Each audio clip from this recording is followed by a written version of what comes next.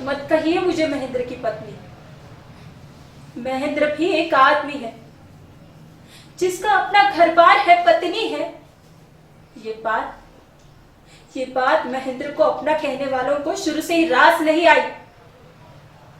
महेंद्र ने ब्याह क्या किया? आप लोगों की नजर में आपका ही कुछ अब से छीन लिया। महेंद्र अब पहले की तरह हंसता नहीं, महेंद्र अब पहले की तरह दोस्तों में बैठकर खिलता नहीं, महेंद्र वो पहले वाला महेंद्र नहीं रहा। लेकिन महेंद्र ने जी जान से कोशिश की कि वो वही बना रहे किसी तरह, ताकि कोई यह न कह सके उसे कि वो अब पहले वाला महेंद्र रहा ही नहीं। और इसीलिए महेंद्र रात दिन घर के अंदर छटपटाता है, बच्चों को पीटता है, बीवी के घुटने तोड़ता है। दोस्तों को तो बस अपना फुर्सत का वक्त काटने के लिए उसकी जरूरत है। महेंद्र के बिना कोई पार्टी नहीं जमती, महेंद्र के बिना किसी पिकनिक का मजा नहीं आता।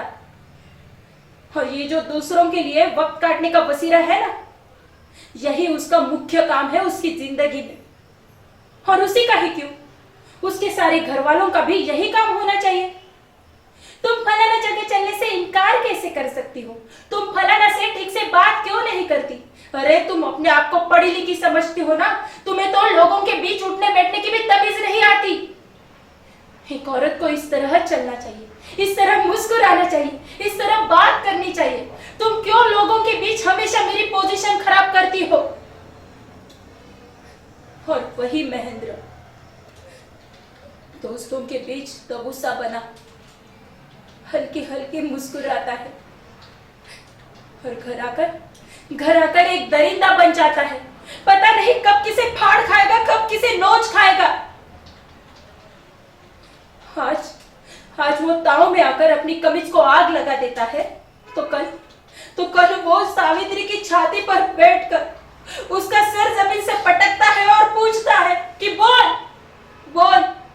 बोल चलेगी उस तरह की नहीं जैसा मैं कहता हूं, मानेगी वो सब की नहीं जो मैं कहता हूं।